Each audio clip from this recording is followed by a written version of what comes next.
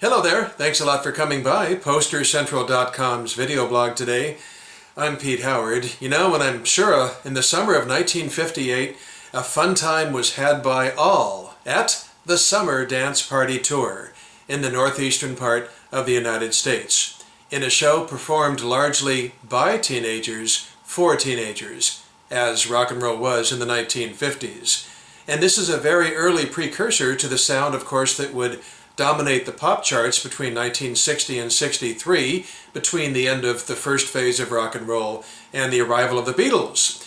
So some would say, you know, lightweight, right? But all I can say is, look, the music was a lot of fun, and as a collector of vintage concert posters, this tour blank window card has a couple of twists that make it special, so let's get into this for sure. Now, this leg of the Summer Dance Party was very short, just about 10 days, maybe 2 weeks, and took place mostly in the state of Pennsylvania. A little bit odd, but it also went into Connecticut and Massachusetts. As you can see up top there, it does say Thursday night, July 17th, starts 8:30, Masonic Temple, Scranton, Pennsylvania, and admission, advance $1.50, and at the door, $1.75. And then look at that, big 4-hour show and dance. Wow, that's a long show, especially considering that in the 50s, so many records were only 2 minutes long, but I'm sure perhaps the artists played twice each.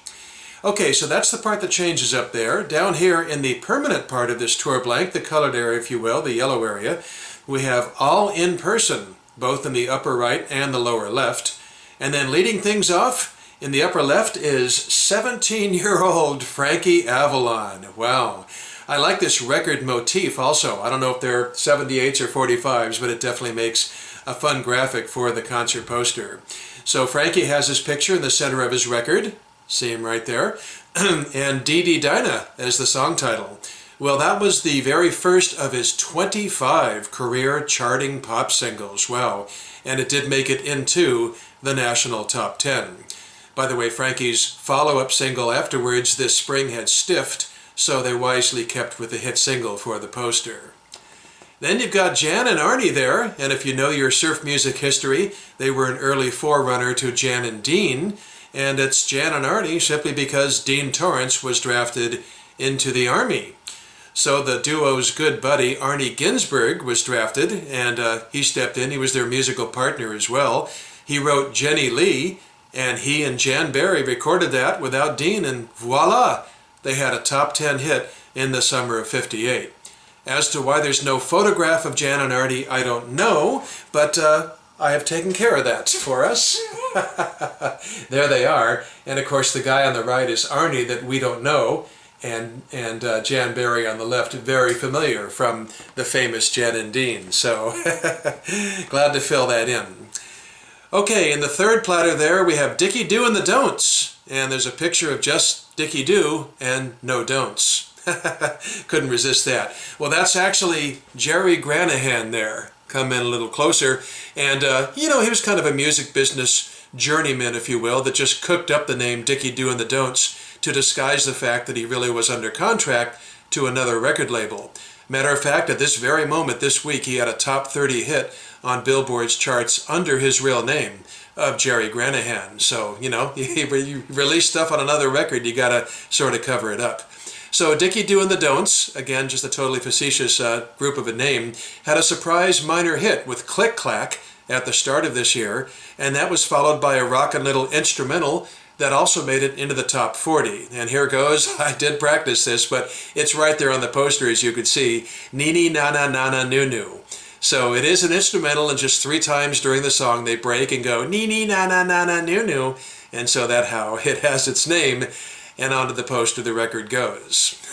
I passed the test.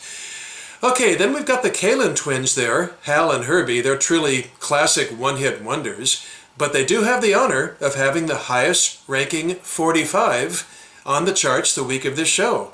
Their one hit, called When, had just entered Billboard's national top 10 this week and would peak at number 5. Okay, and that brings us, going around that little moon shape there, it brings us to the last, and many would say the best act on the poster, Link Wray and his Wraymen. Wow. And the highly influential instrumental Rumble, thankfully given on this poster, only reached the top 20 chart-wise, but boy, that song, that tune I should say, was idolized by a generation of rock guitarists in the 60s and beyond. It was one of the very first recordings to use distortion and feedback, and so sometimes, even back then, it was actually banned from radio, even as just an instrumental. Amazing. But you know, it was a record like that that caused Rolling Stone magazine to place Link Wray in the top 50 guitarists of all time. In their 100 greatest list, he came in at number 45. Wow. So, and you know something? Link Wray's, there's just an empty circle there. What's going on? Link's not on the poster either, picture-wise. So, yep, I stepped in with this one as well. And there is Mr. Rumble himself, Link Wray. Glad to do it. Okay, so down here, I always like to point out that way down in the white margin there in the lower right-hand corner, you do have the poster manufacturer, Murray Poster Printing Company, out of New York City. So this was indeed a tour blank, as I said. Initially, all this white area was blank up top. And I want to show you a couple of others from this tour, this very short tour. But first, notice how this venue information is printed in red. Well, look at this. 4 days earlier, and about 90 miles away, it was printed in black.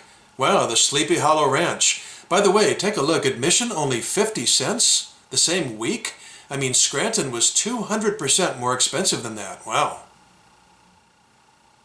And then 3 days after the Scranton poster, the promoter used green ink up at the top. Isn't that fun? Wow. 3 different posters within 1 week's time and 3 different colors used up in the venue box. Now there's no prices given on this one, but a funny little phrase, the smallest line there says, "This night only." Talk about superfluous wording on a poster. Couldn't every poster ever made say that? Okay, so there's one more interesting twist before I close this out. As I said, this black and yellow window card for the summer dance party was designed by Murray in New York City. Well, so was this black and yellow window card for the winter dance party. Yeah, recognize that? Of course, absolutely. A lot of striking similarities between these two posters. Same type fonts used for the musicians' names. Trying to balance these two, check that out, whether it's, Buddy Holly and Link Wray or whatever, look, it's the same font. And likewise, the same fonts used for summer dance party and the black winter dance party thing. I mean, just quite obviously from the same designer at the same poster place, Murray. And what's weird is that Buddy Holly had his own summer dance party in the summer of '58 as well, but no posters ever turned up from that, so I seriously doubt if one was ever made. Hey, all we need now is the other 2 seasons, and we'll have one from all 4. But I'll blog those as they come along, whoever is on them. Meanwhile, it's a fun summer dance party and a fun concert poster tour blank. Thanks. Well, guess what? I actually found images for the other 2 seasons, the spring and the fall. It's a little surprising that so soon after the tragedy of the winter dance party, that moniker dance party was still being used just a few weeks later with this March dance party, even including Dion and the Belmonts, who were on the winter tour. But in all fairness, this exact show here was just 6 weeks after the Buddy Holly plane crash, so probably all the wheels were turning and all the materials were printed up. And do notice how it says March dance party there instead of spring. Well, that's because, of course, spring starts March 21, and here it's already going on March 16th. So that leaves the fall, and sure enough, the next year, here you have it, ta-da! The autumn dance party. I'm guessing maybe they didn't call it fall dance party because, teenagers would just joke around so much about falling down while dancing or something. And once again, like the previous 3 seasons, this has 5 musical acts. So I think that was about it for the, dance party tours. There were 2 other brands at the time really dominating with bigger budgets and much more star power. The Biggest Show of Stars and Dick Clark's Caravan of Stars, both of which I blogged many posters. Thanks a lot for coming by today. It's been fun to show you this, and we'll see you again soon. Bye-bye.